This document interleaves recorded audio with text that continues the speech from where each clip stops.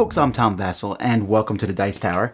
Today I want to talk about my favorite escape room games. Now, this is a list that I would imagine is going to always have change. I'm recording this list in the very end of September 2018. I've played almost every single escape room game that has come out on the market at this point. I really like a lot of them. There's very few of them that I don't like. I just thought I would talk about my 10 favorite ones, and then maybe in a couple years I'll update it and we'll see, what we're at with the new ones that have come out since then. Are you ready? Number 10 is Escape the Room Mystery at Stargazer's Manor. Now, this is one of the first ones that I played. This is also on this list, certainly the easiest one. But this one is one I think that is for kids more than anything else, or for families. And we played this one, had a great time trying to figure the things out.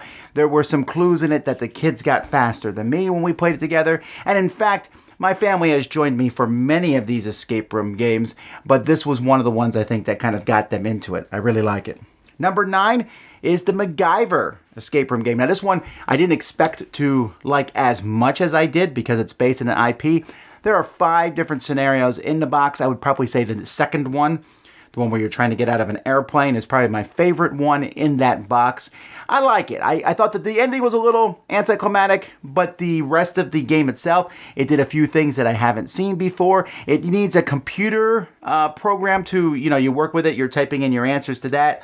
I wouldn't have minded if it was an app for the phone or what have you. I guess you can do that computer program on your phone but it was a lot of fun, especially, I guess, if you like MacGyver.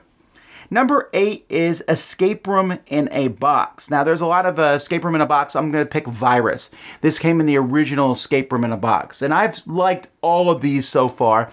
This is one where you're going to stick 4 keys in, basically giving a 4-digit code, and there comes, you get a big envelope full of things. There's a lot of really good ones. I almost picked Nuclear Countdown. There's a lot of Welcome to Funland. Those are all fun, but I think Virus was my favorite one of this group. You get 4 in the original box, and then you can buy other ones. There's even a VR one, which is one of the very few of these escape room games that I have not played yet. Number 7 is from the Unlock series, Adventures of Oz. Now, the Unlock series is a deck of cards, and one of the things that's good about the Unlock series is when you're finished, you can give it to somebody else. So a lot of people can play through these. I really like the theming of this one. I've always liked The Wizard of Oz anyway. And this one I thought followed a really good storyline as you went through, and you looked for clues, and you are one of the characters in the story of Oz. But just knowing the story of Oz isn't going to make you automatically beat it. It was a lot of fun. Number 6 is Deckscape Test of Time.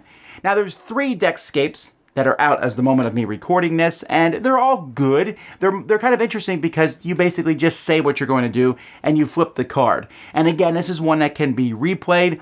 That Test Time was the very first one, and it's easier. Of all the ones on my list, it's the second easiest one to go through. But I still enjoyed it. I thought the theming was stronger than some of the other ones, and it told a pretty good story as you went through. Number 5 is Exit, the Secret Lab. Now, Exit is my favorite of the series. This is not the only Exit game on this list. The Secret Lab, I think, was the first one I played. I really enjoyed it. It's very puzzly, cutting things, moving things, drawing on it. And it's very straightforward. It doesn't have a very strong theme, but a lot of good, clever puzzles. Kind of mid-weight as the difficulty level, but I really enjoyed playing this one. Number 4 is another Unlock game. This is Tonable's Treasure. This is my favorite of the Unlock series. This one's a pirate-themed one. The final puzzle of this one is amazing. It's great fun, but this one has kind of an adventure feel to it. If you notice, so did Adventures of Oz.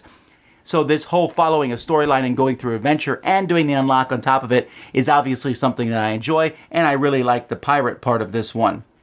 Number 3 is another Exit game. This is Dead Men's on Orient Express. This one basically is not just an escape room, but also is basically trying to figure out a whodunit mystery. Think Agatha Christie escape room, and I really liked it. There's a lot involved. It's actually not as hard as some of the other ones because of this whole figure out the whodunit, but there's kind of 2 things, escape and figuring out who did the crime, and I like that combo.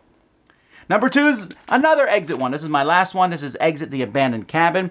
This one I just liked because the clues and the puzzles, and this one had a couple moments where I was like, what? That's amazing. I really like some of the cool moments in this one. It's currently my favorite of the Exit series.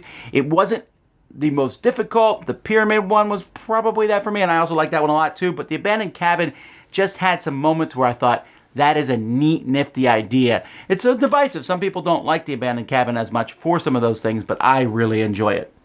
And then finally, my favorite escape room game is Escape Room in a Box, The Werewolf Experiment. This was a Kickstarter that eventually came out. I think Mattel picked it up eventually and put it out. But this one is the most physical of all the escape rooms. There are things in here that are, most escape rooms, either you're a deck of cards or you have a piece of paper and pen and scissors. This one had more than that. There were some physical things you needed to do. There were some things you need to find even. And it's not that hard. It's probably the third easiest on this list, but it was so satisfying to go through this and just do this. As a family, we really enjoyed this one. There were some cool aspects to it. I really liked it a lot.